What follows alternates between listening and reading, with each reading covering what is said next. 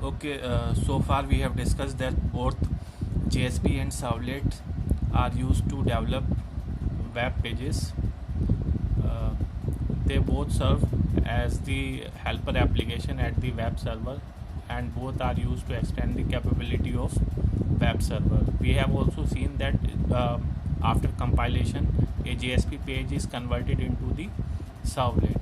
So JSP is simply the other way of writing the servlet. There are certain advantages of using JSP pages over servlet, like JSP page provides a lot of implicit objects. By implicit objects we mean the objects which we do not need to create explicitly. Such objects are implicitly available in the JSP, like out, session, request, response. They all are the implicit objects. We have also seen the scripting elements of JSP page. There are 5 scripting elements of JSP page: scriptlet, directives, declaration, expression, and comment. Now in today's session we will see the JSP action tags. So JSP action tags are basically used to perform some specific task. The list of action tags available in JSP is given here in the slide. So this is the list of action tag. So forward tag is basically used to forward the request and response to another resource. Include action tag is used to include another resource. The resource may be a JSP page, an HTML page, or other resource. The use bean action tag we have already used in our previous video. It is used to create the object of a Java bean. The set property method, the set property action tag is used to initialize the parameter of a Java bean, and the get property action tag is used to read the property of the Java bean. JSP plugin action tag is used to embed another component in the JSP page, like applet. JSP param action tag is used to pass some parameters. It is mainly used in the forward and include action tag, but it can also be used in the plugin action tag. JSP fallback action tag is used with the plugin tag. If the plugin is not working, it can be used to print some message. Now we'll see some examples. Let us first see how to use this forward and include action tag. Okay, so this is our NetBeans ID.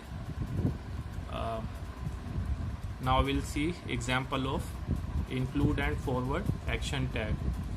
So I have already created an example in NetBeans ID. Let us first see index.jsp. So include action tag can be used this way. We have also used the parameter tag, param tag, to pass some parameters to the next page. So okay, so let us first see what should be the output of this page. This page is using this heading. This is index page, and then we have included this print date.jsp page, and we have passed this parameter to this print date.jsp page. So this we create a variable. We have while creating a parameter, we have to give the name of variable and value of the variable.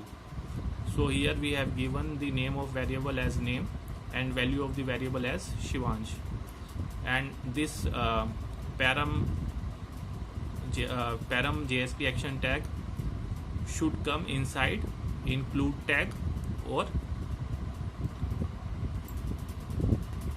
forward tag.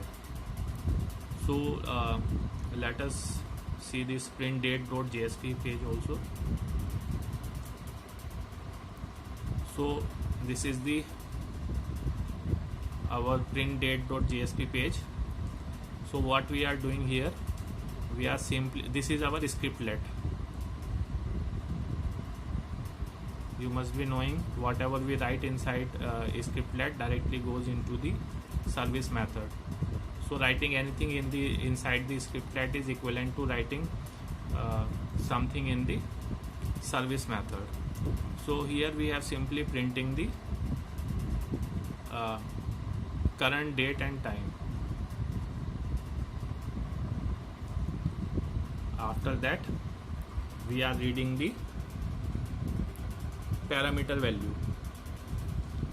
So name of parameter was name and the value was Shivansh. So here we have read the value of parameter and we are printing it inside the expression. This is our expression tag. We can also use out.print in place of expression, but here we have used the expression tag.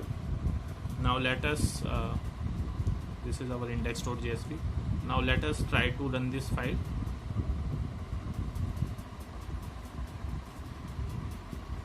This will take a while to run and see.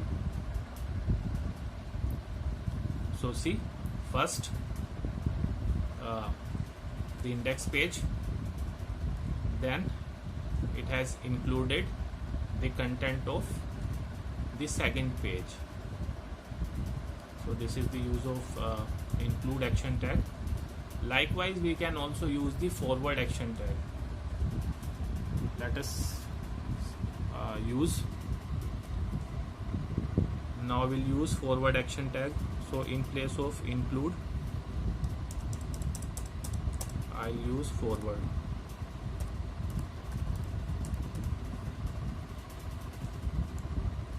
Here also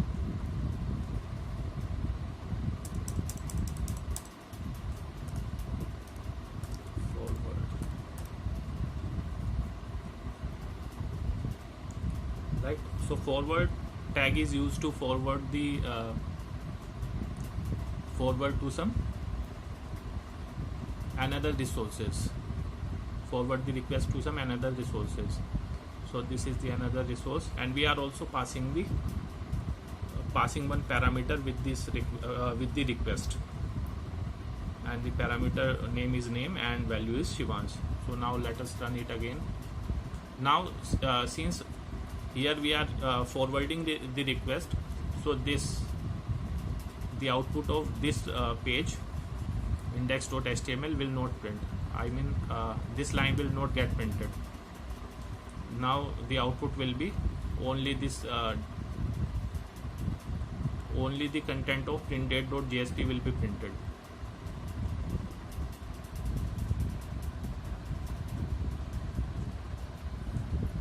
So only date and time and the parameter which we have passed. So this is how we can use request and forward and include action tag. Now let us see how can we use our another action tags. So we have already seen how to use forward tag, include tag and param tag. Now we'll see how to use bean, get, set property and get property in the single example.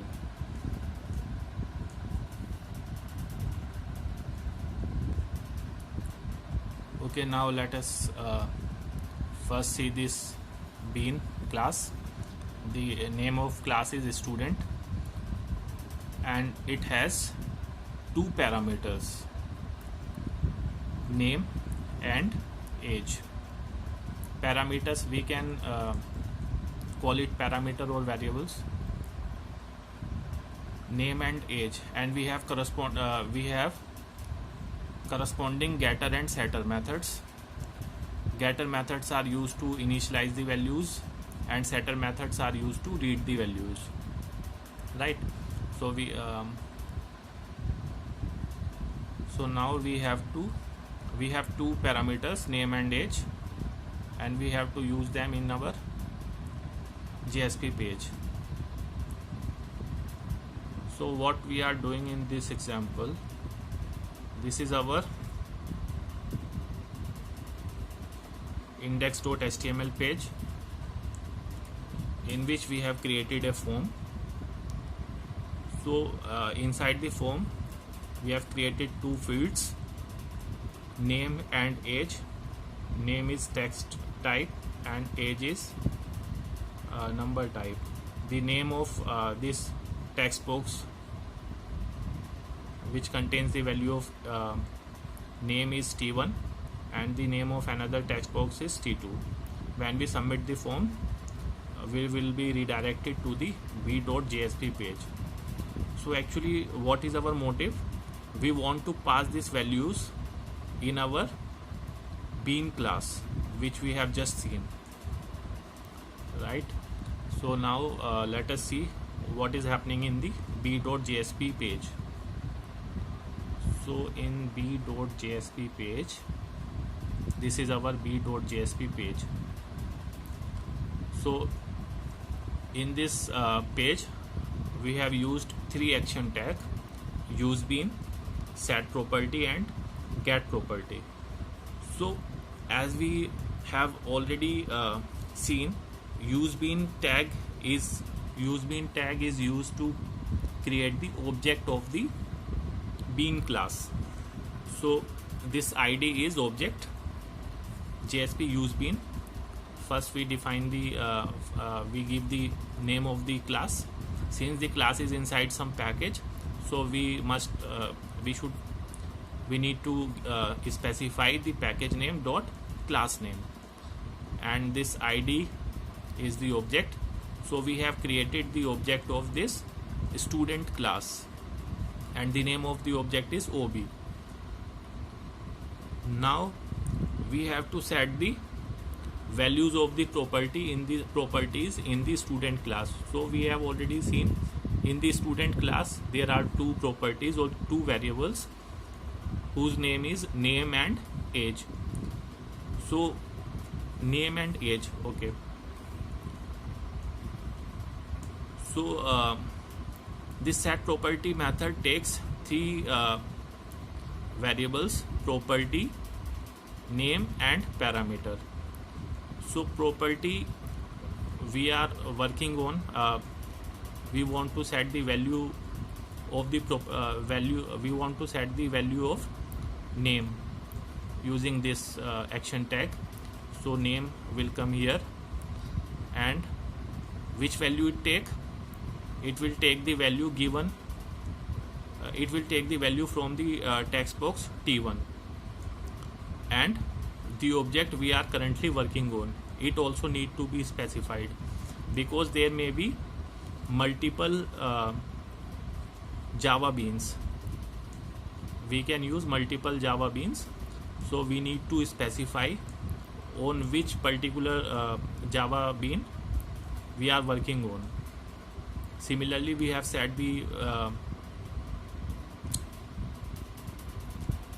value of this property age, and after that we want to read these values.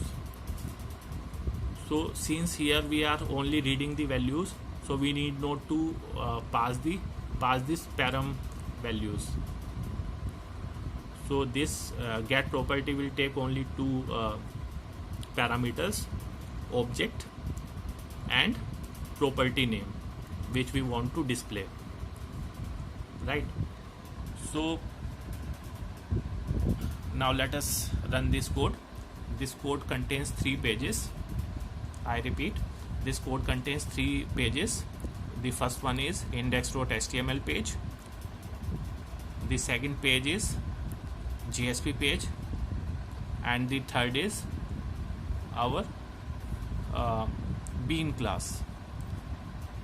Now let us run this.